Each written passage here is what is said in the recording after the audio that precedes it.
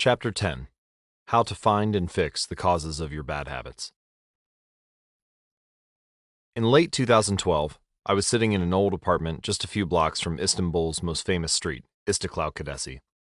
I was in the middle of a 4-day trip to Turkey, and my guide, Mike, was relaxing in a worn-out armchair a few feet away. Mike wasn't really a guide. He was just a guy from Maine who had been living in Turkey for 5 years. But he offered to show me around while I was visiting the country, and I took him up on it.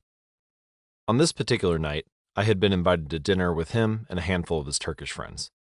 There were 7 of us, and I was the only one who hadn't, at some point, smoked at least 1 pack of cigarettes per day. I asked one of the Turks how he got started.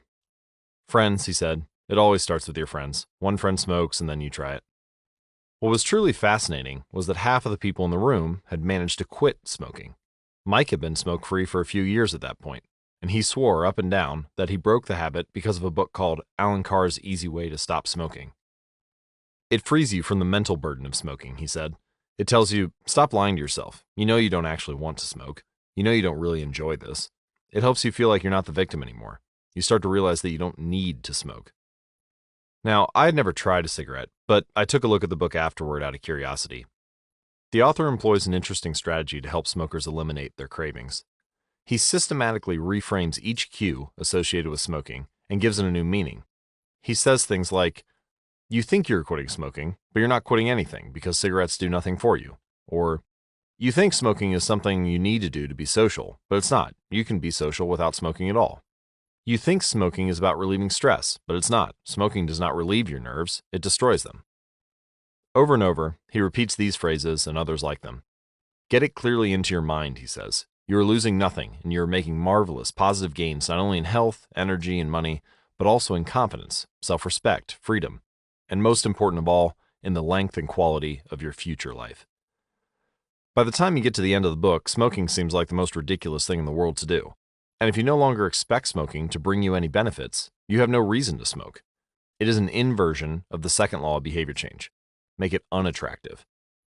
Now, I know this idea might sound overly simplistic. Just change your mind and you can quit smoking, but stick with me for a minute. Where cravings come from. Every behavior has a surface-level craving and a deeper, underlying motive.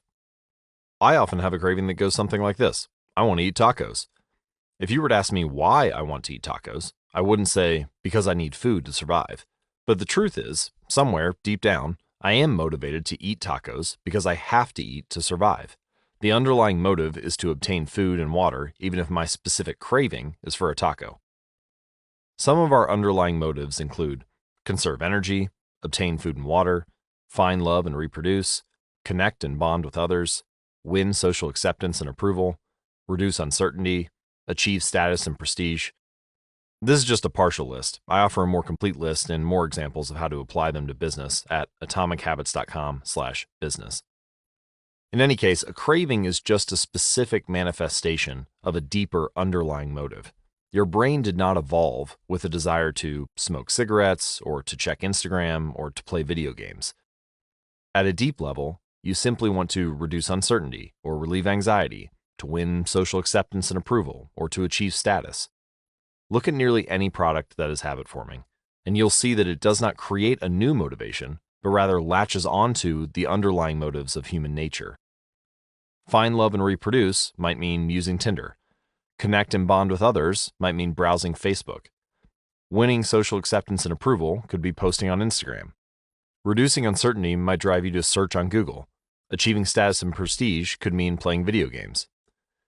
Your habits are modern-day solutions to ancient desires, new versions of old vices. The underlying motives behind human behavior remain the same. The specific habits we perform differ based on the period of history we live in. Here's the powerful part. There are many different ways to address the same underlying motive. One person might learn to reduce stress by smoking a cigarette. Another person learns to ease their anxiety by going for a run. Your current habits are not necessarily the best way to solve the problems you face. They are just the methods you learn to use. Once you associate a solution with the problem you need to solve, you keep coming back to it. Habits are all about associations. These associations determine whether we predict a habit to be worth repeating or not. As we covered in our discussion of the first law, your brain is continually absorbing information and noticing cues in the environment.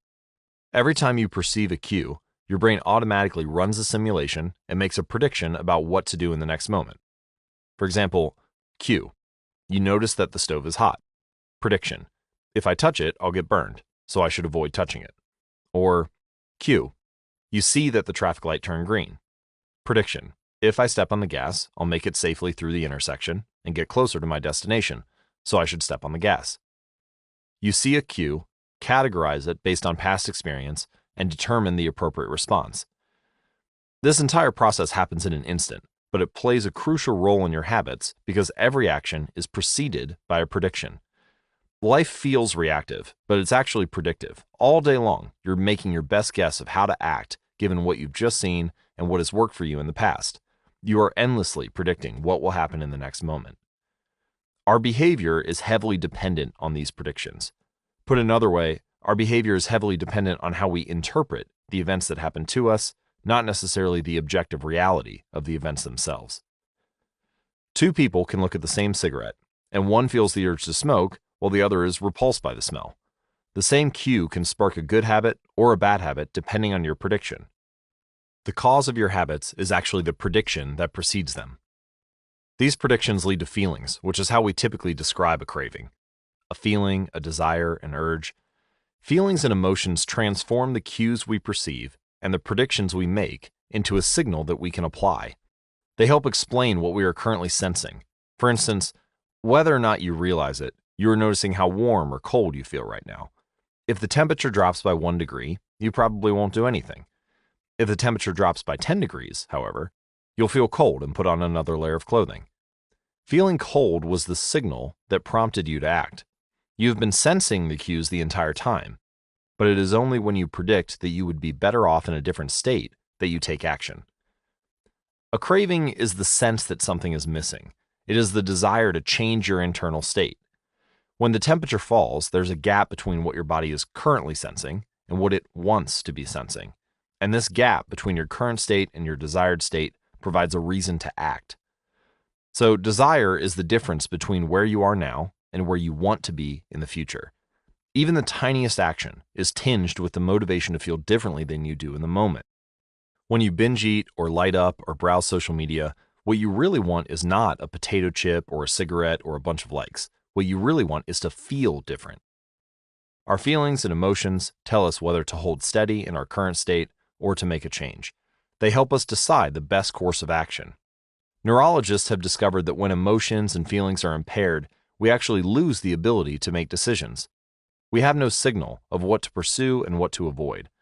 As the neuroscientist Antonio Damasio explains, it is emotion that allows you to mark things as good, bad, or indifferent. To summarize, the specific cravings you feel and the habits you perform are really an attempt to address your fundamental underlying motives. Whenever a habit successfully addresses a motive, you develop a craving to do it again. In time, you learn to predict that, for example, checking social media will help you feel loved or that watching YouTube will allow you to forget your fears.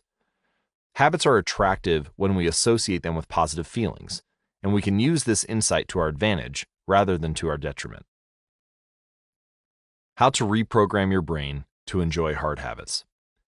You can make hard habits more attractive if you can learn to associate them with a positive experience. Sometimes, all you need is a slight mindset shift. For example, we often talk about everything we have to do on a given day. You have to wake up early for work. You have to make another sales call. You have to cook dinner for your family. Now, imagine changing just one word. You don't have to, you get to. You get to wake up early for work. You get to make another sales call for your business. You get to cook dinner for your family. By simply changing one word, you shift the way you view each event. You transition from seeing these behaviors as burdens and turn them into opportunities. The key point is that both versions of reality are true. You do have to do those things, and you also get to do them. We can find evidence for whatever mindset we choose. I once heard a story about a man who uses a wheelchair. When asked if it was a difficult thing being confined, he responded, "I'm not confined to my wheelchair. I'm liberated by it. If it wasn't for my wheelchair, I would be bedbound and never able to leave the house." This shift in perspective completely transformed how he lived each day. Similarly, reframing your habits to highlight their benefits rather than their drawbacks is a fast and lightweight way to reprogram your mind and make a habit seem more attractive. Here are some examples. Exercise. Many people associate exercise with being a challenging task that drains energy and wears you down. But you can just as easily view it as a way to develop skills and build you up. Instead of telling yourself, I need to go for a run this morning, you can say, it's time to build endurance and get fast. Or finance. Saving money is often associated with sacrifice. However, you can associate it with freedom rather than limitation if you realize one simple truth. Living below your current means increases your future means.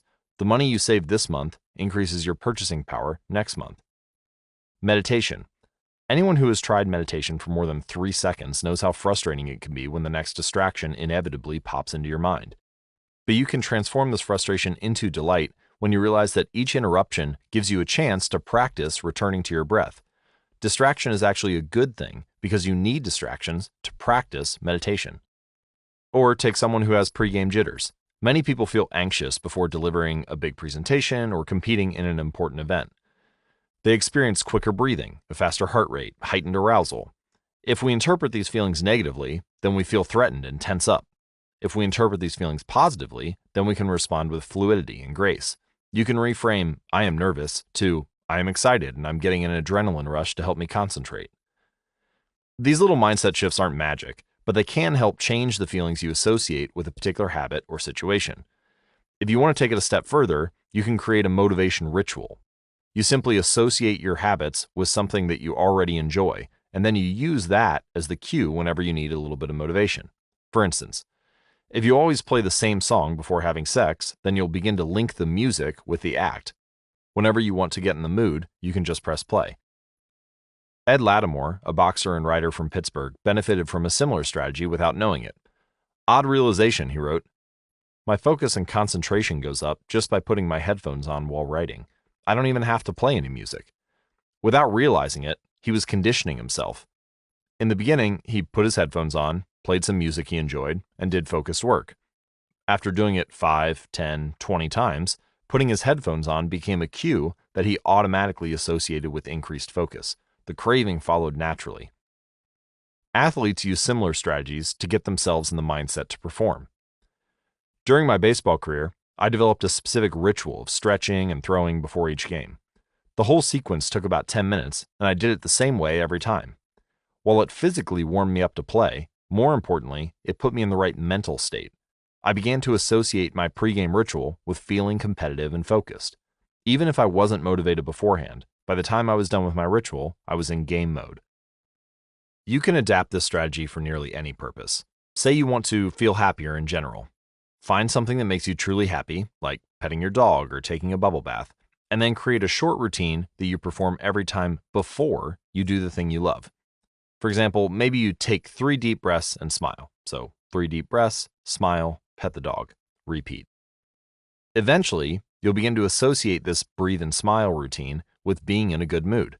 It becomes a cue that means feeling happy. Once established, you can break it out anytime you need to change your emotional state. Stressed at work? Take 3 deep breaths and smile. Sad about life? 3 deep breaths and smile. Once a habit has been built, the cue can prompt a craving, even if it has little to do with the original situation.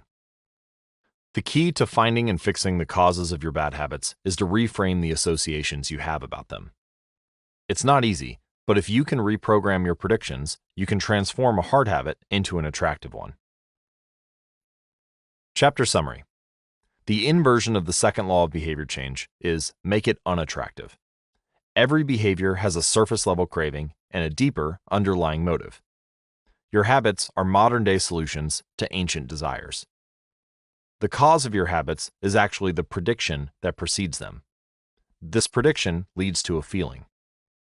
Highlight the benefits of avoiding a bad habit to make it seem unattractive.